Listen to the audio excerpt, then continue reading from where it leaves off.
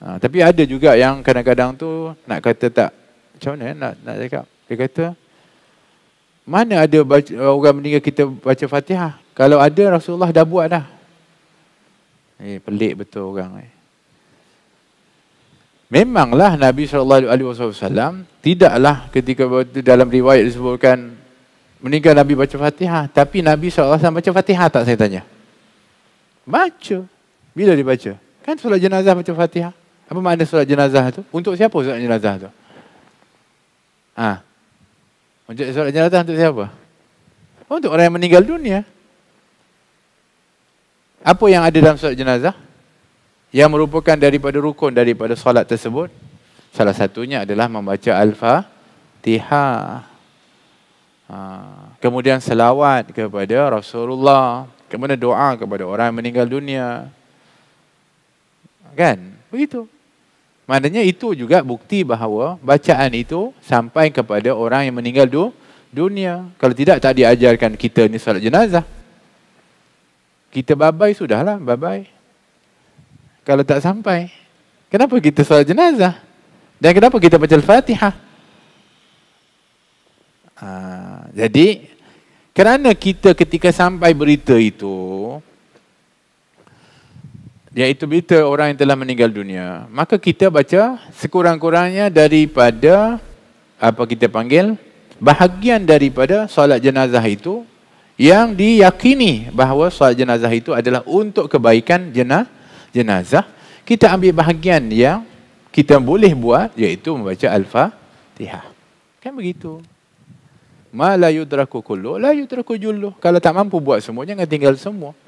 Tapi biasanya kita tak hanya baca Fatihah, kita juga iring dengan doa. Bahkan doa itu biasanya kita iring dengan selawat. Maka walaupun kita tak mendirikan salat itu secara salat jenazah, tapi ketika sampai berita kita, maka kita akan baca Al-Fatihah, kemudian kita akan selawat Allahumma shalli ala sayyidina Muhammad, Allahumma ighfir lahu, Allahumma ighfir laha warhamhu wa'amha wa'afihi wa'afu'an. Kan? Maknanya kita seperti mana solat jenazah itu juga memberi manfaat, begitulah insya-Allah kita harapkan dengan baca Al-Fatihah, Al-Quran dan juga daripada doa, selawat itu juga kita hadiahkan kepada orang yang meninggal dunia. Tapi ada orang kata tak ada, Rasulullah tak baca, tak nak. Jangan, okey, kalau begitu kamu jangan baca. Jangan larang orang lain baca. Ini orang lain baca berdosa pula. Saya tak pernah dengar lagi orang baca Fatihah berdosa. Kan? Dia kata, ada pula orang meninggal dunia baca Fatihah. Ini adalah bid'ah. Dolalah, sesat. Habis? Kalau begitu, orang cakap, dia dah meninggal dunia. Nak kata apa? Inna lillahi wa inna. Memang kita kata inna lillahi wa inna ilaihi raji'un. Betul? Tapi apa yang kita ni ketika ingat kepada dia? Dan nanti kita akan tengok, di antara yang Nabi suruh kita buat adalah menyebut kebaikan orang yang meninggal dunia dengan maksud supaya apa yang kita sebutkan itu sampai dan membawa kesan kepada orang yang meninggal dunia. Kalau begitu, baik kita baca. Begitu juga di antaranya adalah kita baca Quran. Kerana Quran juga adalah kalimat yang paling baik, kata adalah kalamullah. Kan begitu. Jadi kalau ada orang yang tak setuju, jangan baca, tak apalah. Kan? Tapi kalau kita ingin untuk supaya memberikan sesuatu kepada orang yang meninggal dunia itu, maka di antaranya dengan kita membaca Al-Fatihah. Tapi kalau kita nak lebih baik, bacalah suratul Baqarah. Yalah, sebab apa? Sebab semakin panjang bacaan kita, semakin banyak ganjaran. Kan begitu. Baik. Jadi beritahu, kalau boleh tu beritahu kepada orang-orang ramai. Apatah lagi orang-orang yang mempunyai hubungan kekeluargaan, itu jelaslah perlu untuk kita beritahu kepada mereka. Kerana apa? Kerana itu adalah suatu yang mesti diketahui oleh mereka supaya apa? Supaya mereka melaksanakan tindakan-tindakan yang sepatutnya. Dan sudah tentu itu juga ada hubungan dengan kita panggil perasaan. Dan kita perlu tahu, bukan dirahasiakan kepada ahli keluarga dan juga jiran tetangga, teman dan juga orang-orang soleh agar mereka dapat untuk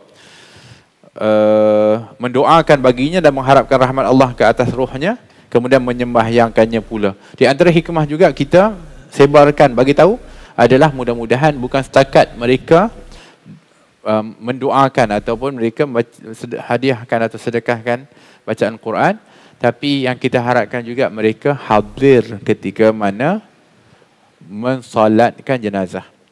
Dan semakin ramai yang mensolatkan jenazah, semakin besarlah peluang dan kesan kepada jenazah tersebut.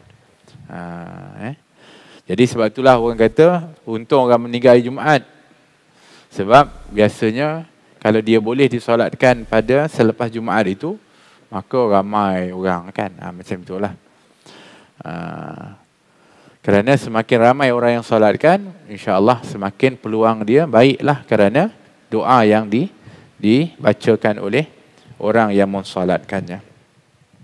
Sunat bagi orang yang mendengar berita kematian saudaranya yang muslim membaca doa ini. Di antara yang juga kita nak kena baca apabila kita dengar berita tentang kematian, selain daripada kita baca Fatihah, selain daripada kita ketik itu, adalah daripada bacaan ini, iaitu kita dengar aja orang kata yang ni telah meninggal dunia, kita terus kalimat yang kita ucapkan pertama adalah inna lillahi wa inna ilaihi raji'un.